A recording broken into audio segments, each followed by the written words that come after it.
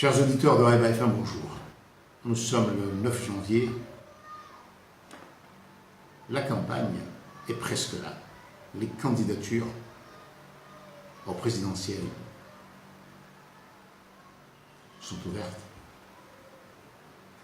La Cour suprême attend. Ce qu'on remarque, pour ceux qui pensent, qui se souviennent qu'il y a une population comorienne, c'est que la population comorienne ne s'intéresse absolument pas à ces élections. Elles existent sur les réseaux sociaux, dans la presse, mais on n'en parle pas. Parce que la population n'entend pas parler de ces problèmes. C'est comme si, parce qu'il y a des élections, on ne parle pas du tout des problèmes réels. Entendez-vous parler de la situation scolaire? Entendez-vous parler du scandale, parce que c'est toujours un scandale, de cette destruction précipitée de l'hôpital El Marouf, de l'hôpital El Marouf amené, où les praticiens n'ont pas le minimum d'équipement, dans une bibliothèque, dans une ancienne mairie. Qui en parle? Entendez-vous parler par les ténors de la politique, par la classe politique, l'élite, de la faillite des sociétés d'État? Quand on parle des sociétés d'État, ce n'est pas simplement une question d'argent, mais du service qu'elles doivent nous assurer en termes d'approvisionnement de ceci et de cela. Hier, je vous ai parlé de Comores Télécom qui ne pouvait pas envoyer des factures et avoir de l'argent parce qu'il n'y avait pas d'enveloppe. Qui parle, alors que nous sommes en janvier,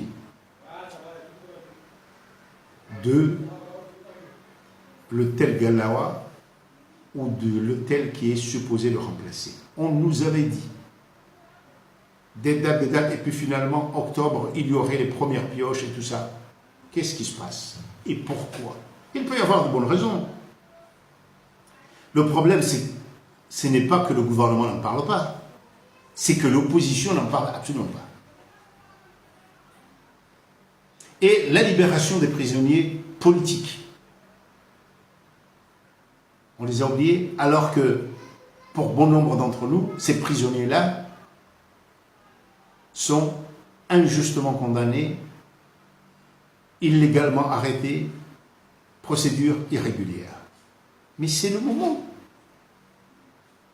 de faire des débats de société. Comment allons-nous sortir de cette situation? Je veux bien croire que les candidats eux-mêmes ont très peu de temps en ce moment. Ils doivent chercher des financements, ils doivent constituer des équipes, évaluer des gens qui proposent leurs services, savoir s'ils sont servis ou pas, etc. Mais autour d'eux, ceux qui aspirent à être des ministres, des conseillers, il doit quand même y avoir des gens qui sont là et qui se disent « Demain, je veux être le ministre de ceci, de cela ». Et qu'est-ce qu'ils font? Pourquoi n'animent-ils pas ces campagnes de sensibilisation, de mobilisation sur les vrais problèmes des Comores?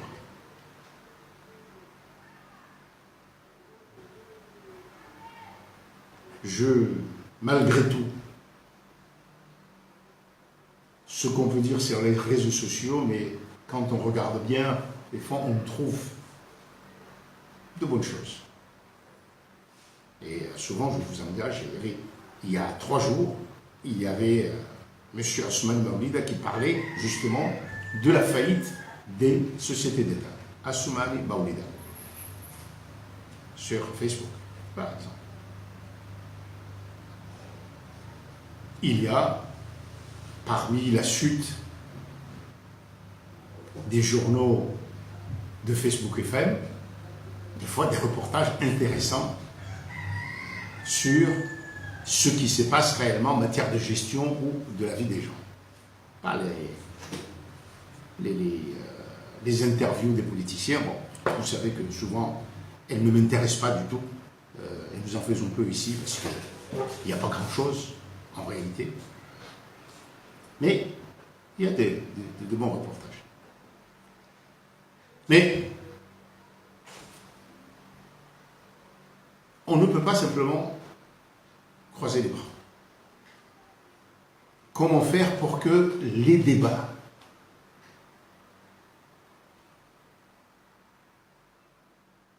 les discussions, les affrontements aient lieu sur les vrais enjeux de la société? Et la question de l'unité nationale. On veut nous faire croire simplement que c'est un dogme, on est unis, voilà. Et l'État, c'est un crime de dire, eh bien, cet État peut disparaître, effectivement, s'il n'y a pas des valeurs qui nous unissent, si les Comoriens, les jeunes Comoriens, ne sentent pas, ne sont pas convaincus que, à compétences égales, ils ont la chance d'avoir les mêmes responsabilités. Et la responsabilité de part et d'autre, c'est les classes politiques, qu'ils soient enjoignés, grands Comoriens, moéliens, c'est un système de partage, c'est tout, qui intéresse très peu le peuple. Mais osons affronter nos problèmes et en débattre. Sinon, eh ben, le président Azali, il va mener tout le monde par le bout du nez parce qu'on restera à la politique.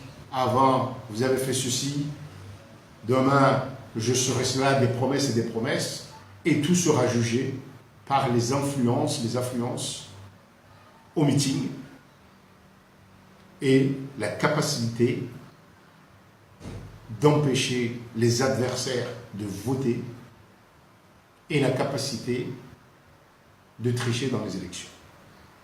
Il faut bien dire les choses. À demain.